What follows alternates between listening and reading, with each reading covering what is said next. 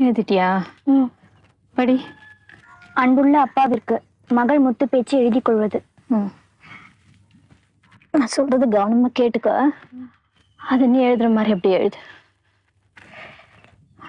வர வர எனக்கு உடம்பு ரொம்ப மோசமாயிட்டே போகுது.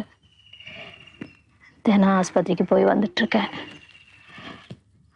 ஒவ்வொரு நாளும் 2 ஊசி போடுறாங்க.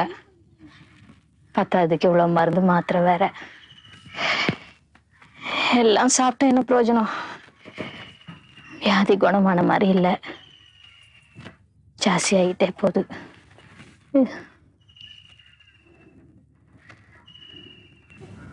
இப்ப 2 நாள் எதை சாப்பிட்டாலும் ஒரே வாந்தி. என்னால எந்திரிச்சு நிக்க கூட முடியல. நீங்க மாசம் மாசம் அனுப்புற பணம் சாப்பாடு செலவுக்கு தான் சரியா இருக்கு. இந்த ஆஸ்பத்திரி செலவுக்கு மருந்து மாத்திரை வாங்குறது இதுக்கெல்லாம் அக்கம் பக்கத்துல கடன் வாங்கி தான் சமாளிச்சிட்டு இருக்கேன். இந்த கிழவிதான் என்னை ஆஸ்பத்திரிக்கு கூட்டின்னு போறது, என் கூட இருந்து பார்த்துக்கிறதுக்கு எல்லாம். அதுவும் இல்லைன்னா இந்நேரம் புதைச்ச இடம் புல்லு முளைச்சு போயிருக்கும். இன்னும் போகாம வீட்டில் இருக்கு.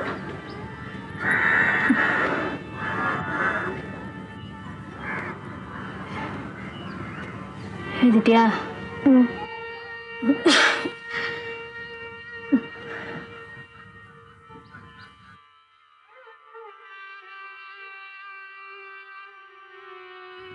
எனக்கு ஒண்ணும் இல்லைங்க.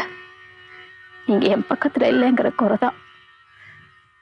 நீங்க ஊரோட வந்துட்டீங்கன்னா என் நோய் குணமாயிடும். எனக்கு எப்பவுமே உங்க நினைப்பு தான். நான் இன்னும் அதிக நாளைக்கு இருப்பேன்னு எனக்கு தோணல.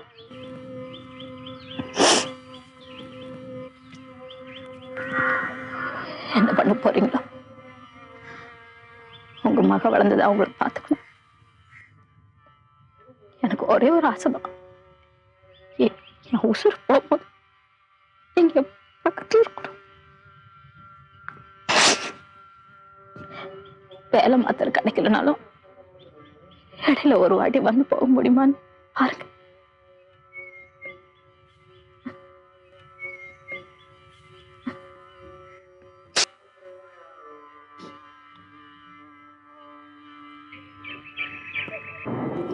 எங்க அம்மாவுக்கு ரொம்ப உடம்பு சரியில்லை. தினமும் ஆஸ்பத்திரிக்கு போய்கிட்டு வந்துகிட்டு இருக்காங்க. ஒவ்வொரு நாளும் 2 ஊசி.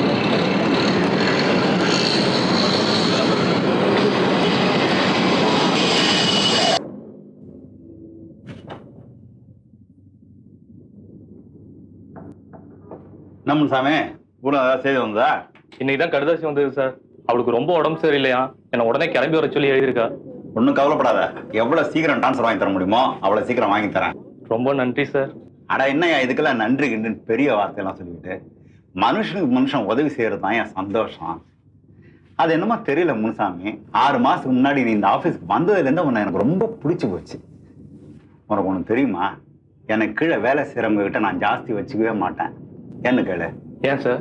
முன்னால ஒன்று பேசுவானுங்க, பின்னால ஒன்று பேசுவானுங்க. நீ ஒருத்தன் தான் இந்த ஆஃபீஸில் அந்த மாதிரி எதுவுமே பண்ணாத. அது என்னமோ தெரியல, சில பேரை பார்த்த உடனே பிடிச்சி போகுது, சில பேரோட 10 வருஷம் பழனா கூட இடம் ஒட்டவே மாட்டேங்குது.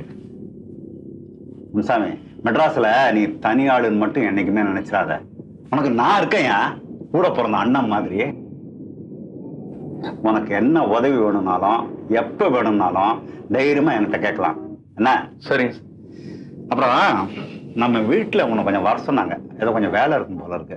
எப்போ போட்டும் சார்? இப்போ உடனே கிளம்பு, நான் பாத்துக்கிறேன். சரிங்க.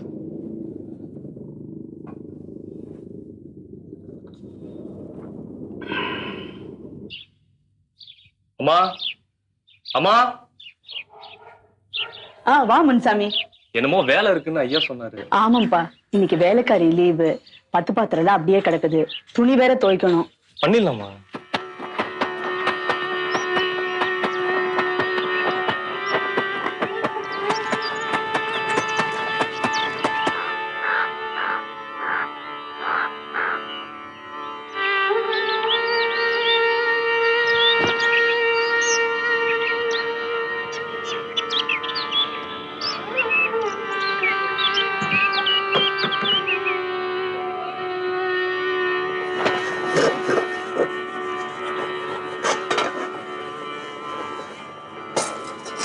வானிலைய கொஞ்சம் நல்லா தேய்ச்சி கழுவுப்பா. நேத்து அடி பிடிச்சிருச்சு. சரிங்கம்மா. அது என்னவோ தெரியல, இந்த வருஷம் தென்னை மரம் எதுவும் சரியாவே காய்க்கல. வருஷம் எரு போடணுங்கம்மா. வருஷம் போடணுமா? ஆமாங்கம்மா. அப்ப ஒண்ணு பண்ணுப்பா, இத முடிச்சிட்டு அதெல்லாம் கொஞ்சம் பாத்தி கட்டி எரு போட்டுறியா? சரிங்கம்மா.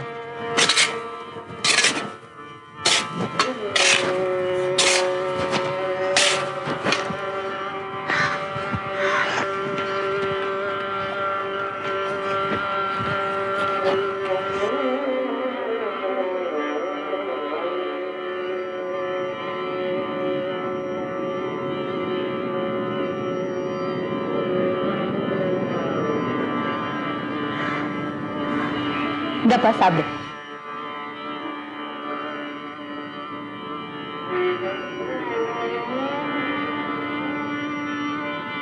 தண்ணி வச்சுக்க.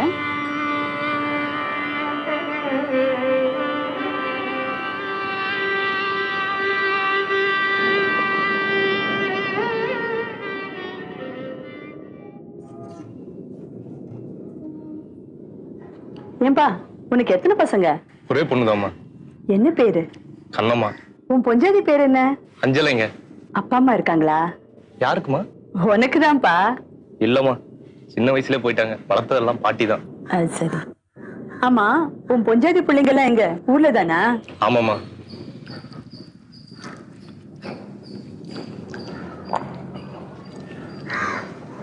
அம்மா. என்னப்பா? ஒரு உதவி கேட்டா தப்பா நினைச்சுக்க மாட்டீங்களே? சொல்லுப்பா. என் வீட்டுக்காரிக்கு ரொம்ப உடம்பு சரியில்லை. நானும் ஊரோட போயிட்டா அவளுக்கு ரொம்ப உதவியா இருக்கும். டிரான்ஸ்ஃபர் கேட்டிருக்கேன். நீங்களும் ஐயா கிட்ட ஒரு வார்த்தை சொன்னீங்கன்னா. டிரான்ஸ்ஃபர் தானே, சொல்லிட்டா போச்சு.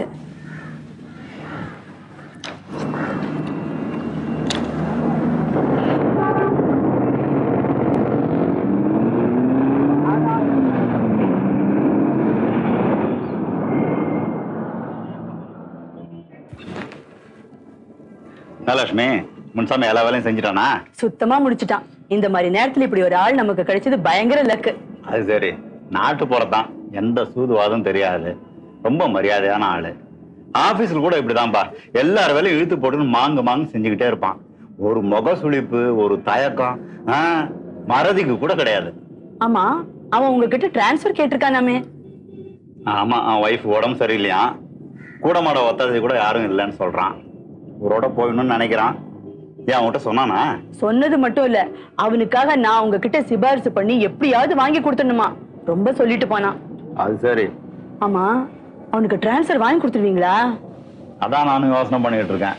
அவன் நிலைமை நினைச்சா கொஞ்சம் பரிதாபமா தான் இருக்கு. இந்த பாருங்க, இந்த பரிதாபம் பச்சாதாபம் இதெல்லாம் நமக்கு வேண்டவே வேண்டாம். நம்ம பொண்ணு கல்யாணத்துக்கு இன்னும் 5 மாசம் தான் இருக்கு. அந்த வேலையெல்லாம் ஓடி ஆடி செய்யறதுக்கு இவனை விட்டா வேற யார் நமக்கு இருக்காங்க சொல்லுங்க?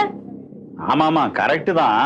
என்னங்க நீங்க இழுக்கிறத பார்த்தா நீங்களே அவனுக்கு டிரான்ஸ்ஃபர் வாங்கி கொடுத்துருவீங்க போல் இருக்கு.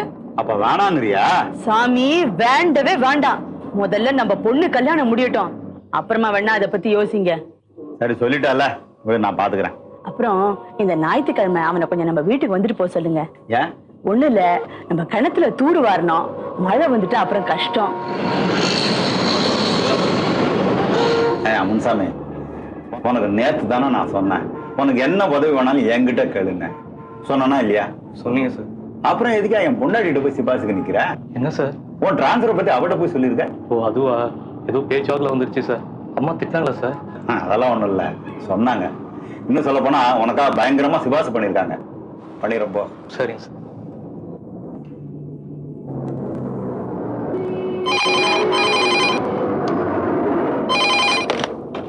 எஸ் மிஸ்டர் மணி, நான் இங்க எம்டி பேசுறேன். சொல்லுங்க சார். ஒண்ணு இல்ல, இந்த சண்டே என் பொண்ணோட பிறந்த நாள். வீட்டுல பெருசா ஒரு பார்ட்டி வைக்கணும்னு ஆசைப்படுறேன். என்ன பண்ணணும் சார்? கேட்டரிங் ஏதாவது அரேஞ்ச் பண்ணணுமா? இல்ல அதெல்லாம் அவங்களே பாத்துப்பாங்க. நம்ம வீடெல்லாம் கொஞ்சம் கிளீன் பண்ணணும். மிஸ்ஸஸ் சொல்லிக்கிட்டு இருந்தாங்க. நம்ம பியூர் யாராவது அனுப்பிடலாமா? எப்போ சார்? நாளை காலையில அனுப்பிச்சிடுறோம் சார். ஓகே.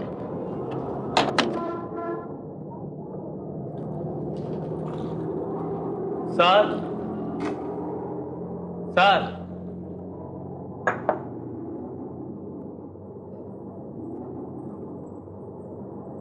யாருப்பா?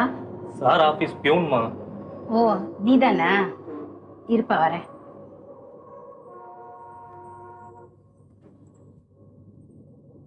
உங்க பியூன் வந்துட்டான். சரி ஒண்ணு பண்ணு, வீடு கிளீனிங் வேலை பூரா இன்னைக்கு முடிச்சிரு. ஓகே.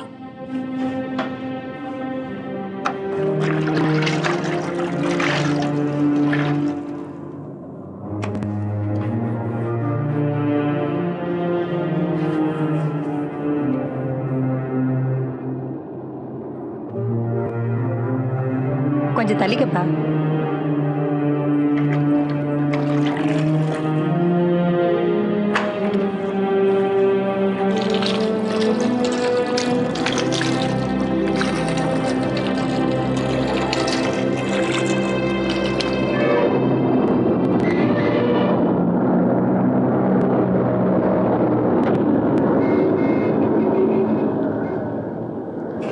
என்னப்பா இன்னும் முடியலையா? தான் முடிஞ்சது சார்.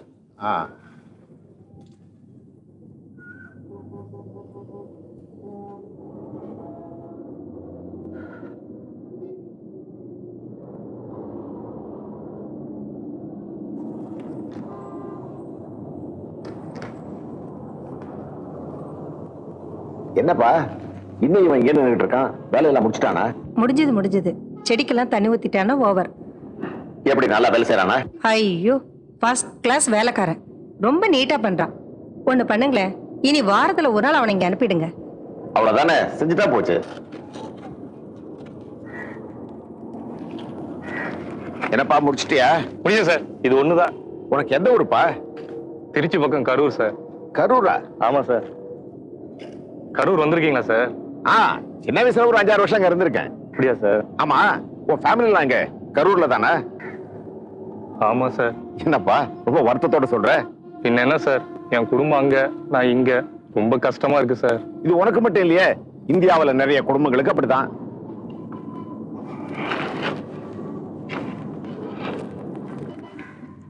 என் வீட்டுக்காரிக்கு ரொம்ப உடம்பு சரியில்லை சார். அங்க அவளை பாத்துக்க யாருமே இல்லை சார். இந்த டைம்ல நான் அங்க இருந்தா அவளுக்கு ரொம்ப ஒத்தாசையா இருக்கும் சார். அது சரி சார், ஒரு உதவி கேட்டா தப்பா நினைச்சுக்க மாட்டீங்களே? என்ன? என்ன திருச்சி ஆபீஸ்க்கே திரும்பவும் அனுப்பிச்சிருங்க சார். என்ன டிரான்ஸ்பரா? ஆமா சார். என் பொண்டாட்டிக்கு ரொம்ப உடம்பு சரியில்லை சார். இந்த டைம்ல நான் அவ கூட இருக்கணும் சார். சரி பார்க்கலாம்.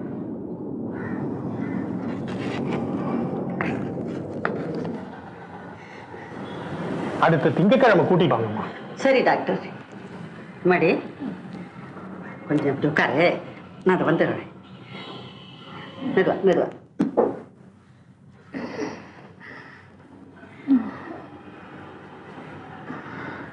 மெதுவாப்பம்மா. மடி கொஞ்சம் நீ இப்படி நின்னுக்கா, நான் அதை வந்துடுறேன். என்ன டாக்டர், குணமாயிடுமா? ரொம்ப கஷ்டம்.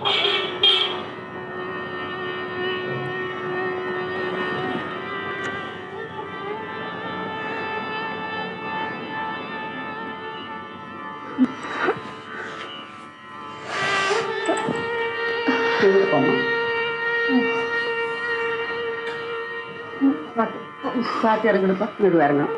மெதுவா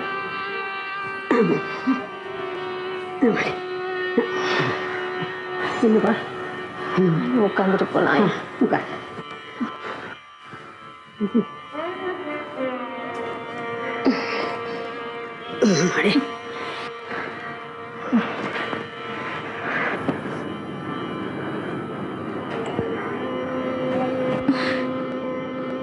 டாக்டர் என்ன சொன்னாரு?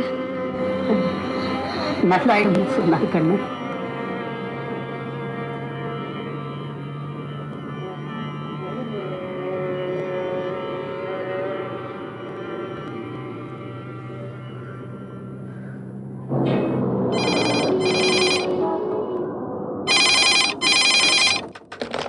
மேனேஜர் ஹியா. மிஸ்டர் மணி, நான் இங்க எம்டி பேசுறேன். சொல்லுங்க சார். ஒண்ணு இல்ல, நேற்றுக்கு நம்ம வீட்டுக்கு முனுசாமி அனுப்பிருந்தீங்கல்ல? ஆமா. Any problem? நோ, அதெல்லாம் ஒண்ணு இல்ல. அவன் ரொம்ப நல்லா வேலை செய்யறான். ஊர்ல அவன் ஒய்ஃப் உடம்பு சரியில்லையா, ரொம்ப சீரியஸ் போல இருக்கு. ஊரோட போயிட்டா நல்லா இருக்குமே என்கிட்ட டிரான்ஸ்பர் கேட்கறான். உங்ககிட்ட கேட்டானா சார்?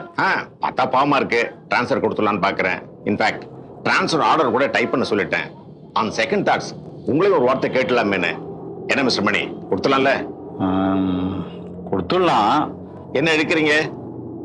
இல்ல, அவன் நம்ம ஹெட் ஆபீஸுக்கு வந்து 6 மாசம் கூட ஆகல. ட்ரான்ஸ்ஃபர் பண்ணணும்னா நம்ம ஆஃபீஸ் ரூல் படி மினிமம் 1 இயராவது இருக்கணும். அதான் நான் யோசனை பண்றேன். அவ்வளவுதானே? That's not a problem. we can overlook that. அது மட்டும் இல்ல சார், அவன் நல்ல வேலைக்காரன், அதுல சந்தேகம் ஒன்றும் இல்லை. ஆனா இன்னும் கொஞ்சம் ட்ரைன் ஆகணும் சார். ஆயிட்டான்னு வச்சுங்க ஜம்முன்னு செட் ஆயிடுவான். நம்ம திருச்சி பிரான்ச்சுக்கு இந்த மாதிரி ஒரு ஆள் வேணும் சார்.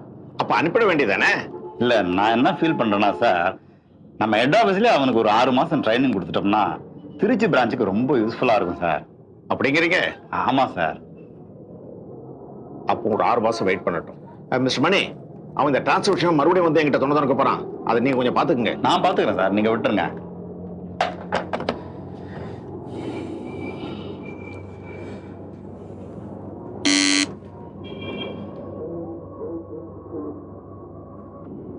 கூப்பிட்டீங்களா சார்? ஏன் எம்டி வீட்டுக்கு உன வேலை செய்ய அனுப்புனா அங்க போய் காரியத்தையே கெடுத்துட்டு வந்து நிக்கிறிய சார்? என்ன சார்? ஏயா அவர்கிட்ட போய் நீ டிரான்ஸ்ஃபரை பத்தி எல்லாம் பேசலாமா? தப்பா சார்? ஏயா நான் தான் உனக்கு படிச்சு படிச்சு சொல்றேன்ல உனக்கு நான் இருக்கேன்னு. அப்புறம் எதுக்கே மத்தவங்க கிட்ட எல்லாம் போய் டிரான்ஸ்ஃபரை பத்தி பேசுற? ஏன் நீ எனக்கு கூட பிறந்தவன் மாதிரியா? இளவு ஏன் உனக்கு அது புரிய மாட்டேங்குது?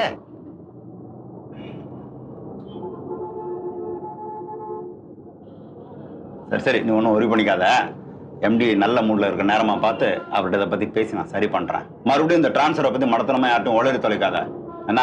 சரி சார். சரி போ.